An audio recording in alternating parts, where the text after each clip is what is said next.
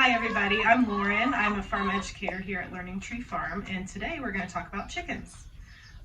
So we are here in the chicken coop here at the farm, and the hens are busy this morning laying some eggs.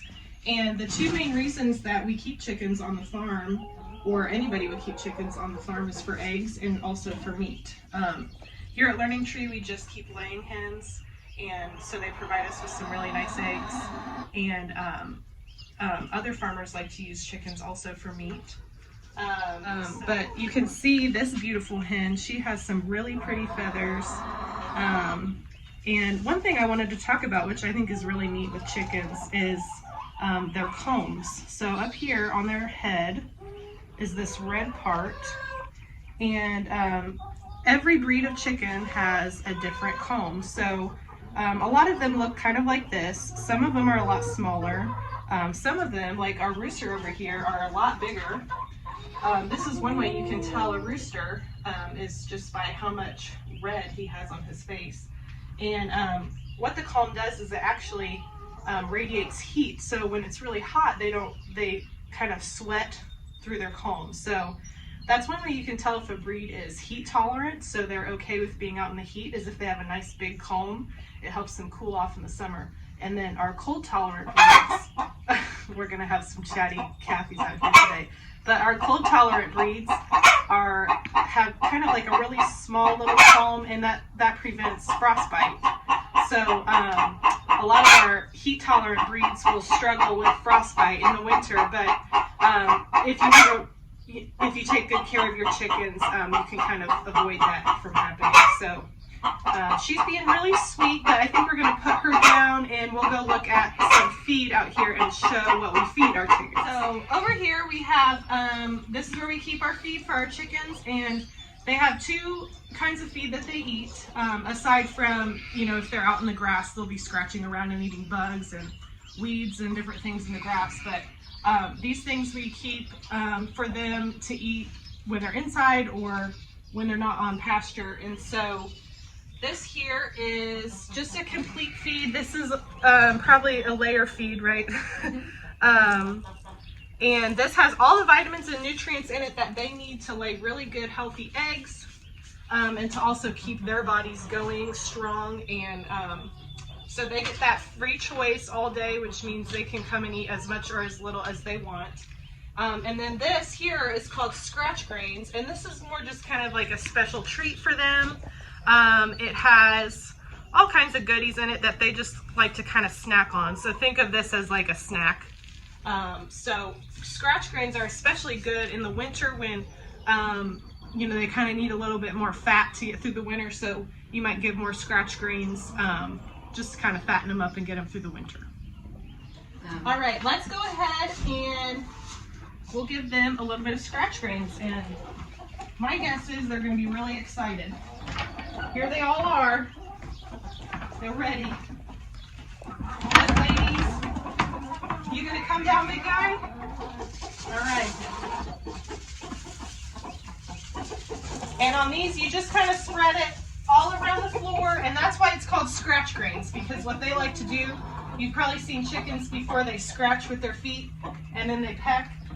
And that's just kind of their natural way of looking for what they're looking for, especially out in the grass.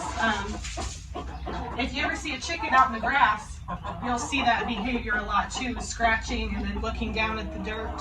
And what they're doing there is they're trying to bring bugs up to the surface, and then they're looking for them really close so they can grab them. And chickens are really good at grabbing bugs. They are fast and they know exactly what they're looking for. Oh, and then over here, we have a nice fresh egg. It's still warm. So we just had one of our ladies lay that for us. So eggs come in all different colors. This is a nice classic brown farm egg. You've also seen white eggs. Those are pretty common in the grocery store. And there's also chickens who lay green, blue, super dark brown, speckled, kind of every shade. And a really interesting thing is that sometimes eggs will look a certain way, a certain color, but you dip it in water and it changes color. And what that is there's actually what's called a bloom on the outside of the egg. And that's just like a, kind of like a, I don't even know how to describe, but it just coats the egg and protects it from bacteria getting in the egg, because eggs actually have little tiny, teeny tiny holes all over them. So that bloom is just a coating to protect the egg from bacteria. And a lot of hens will lay a bloom that's kind of a funky color. And so the egg might look a certain way, and then you dip it in water and it kind of changes color because that bloom comes off and you see like the true color of the eggshell. So one of the most common ones that I've seen is a really pretty like dark green farm egg, but it looks gray when you first get it out of the nesting box because it has like a really heavy kind of light gray or white bloom on it. And so when you put that over top of the green, it just looks like a different color. So that's really cool. We like to kind of play with that at home as far as, you know, what color is this egg actually. We'll see the color and then we'll dip it in water and see, oh, it's actually a blue egg or a green egg. So anyways, eggs are really, really cool and super nutritious. So yeah, make sure you're eating your eggs because it's one of the most readily available forms of protein for our bodies, because there is everything that a baby chick needs to grow and survive for the first few days right there in that egg. So it's pretty cool. All right, so another topic we're gonna have a friendly rooster that's gonna help us out. Another topic that we can talk about when it comes to chickens is the development of an egg and how an egg goes from being laid by a chicken to all the way to becoming a chick and hatching. And so there's kind of two ways that can happen. One way is so an egg has to be incubated, which means there's a certain temperature that they have to stay at and a certain humidity, which is like the moisture in the air that they have to stay at for 21 whole days, which is 3 weeks, almost to the day. And as long as the egg is fertilized, which means it's been around, the hens have been around a rooster, and as long as it's fertilized and it has the right conditions as far as temperature and humidity, the egg will hatch into a chick. And so what's happening during those 21 days is the egg is just, the chick is just developing inside the egg. So each day you can see significant progress because it doesn't take very long. And what's really cool is that you can incubate one of two ways. The first way, and probably the most popular way, is to incubate in a home incubator. So you can buy these machines that keep the temperature and the humidity just right, and you put the eggs in, and you can just kind of monitor those settings for 3 weeks, and then the chicks will begin to hatch. And then the second way is the way that nature does it, which is under a broody hen. And we call a hen broody when she decides that it's time to sit on a nest of eggs. So all of a sudden, a lot of time, like this time of year in the springtime, a hen will decide that she wants to go broody, and you'll notice that she doesn't really come out of the nest box very much. She kind of stops eating, and she just wants to sit on her eggs. And so she'll make herself a little nest and figure out which eggs she wants to sit on. And then her job for the next 3 weeks is to make sure she keeps those eggs at just the right temperature and just the right humidity. And through her feathers, she's able to control that with the air that she traps with her feathers. So you'll see her puff up and get a whole bunch of air, and then she might shrink back down. And it's really incredible what hens are able to do just all on their own with no interruption. And so, yeah, those are the two ways that eggs develop into chicks. And when the chick is about to hatch, what it will do is it will absorb the yolk. So the yolk is that yellow part inside the egg. It will absorb the yolk right before it hatches.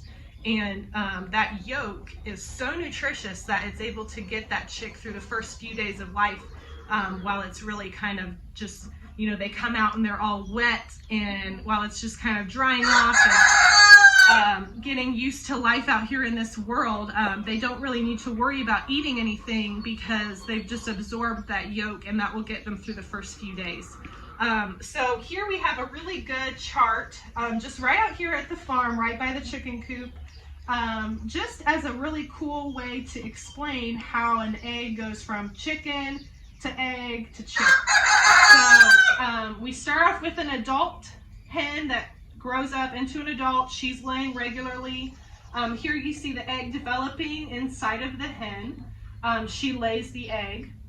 And then this happens, which remember I said that's called being broody. She decides she wants to sit on these eggs and keep them warm. And then after 21 days, the chick will begin to hatch. And it's all, like I said, that chick is all wet and cold, and you know that mama hen is working really hard to keep that chick warm until he's nice and dry and fluffy. And then he dries off, and the cycle starts all over again. So yeah, that's the really cool way that chicks make their way into the world, and it's a really exciting thing that happens in the springtime at really probably any farm, but we love to introduce new chicks here at Learning Tree. So one way that you can kind of monitor what's going on inside of an egg while it's developing is you can candle an egg. So what you do then is there's kind of a special flashlight that you can use that's very bright and concentrated, and you'll just put the egg right on top of that light when it's really dark.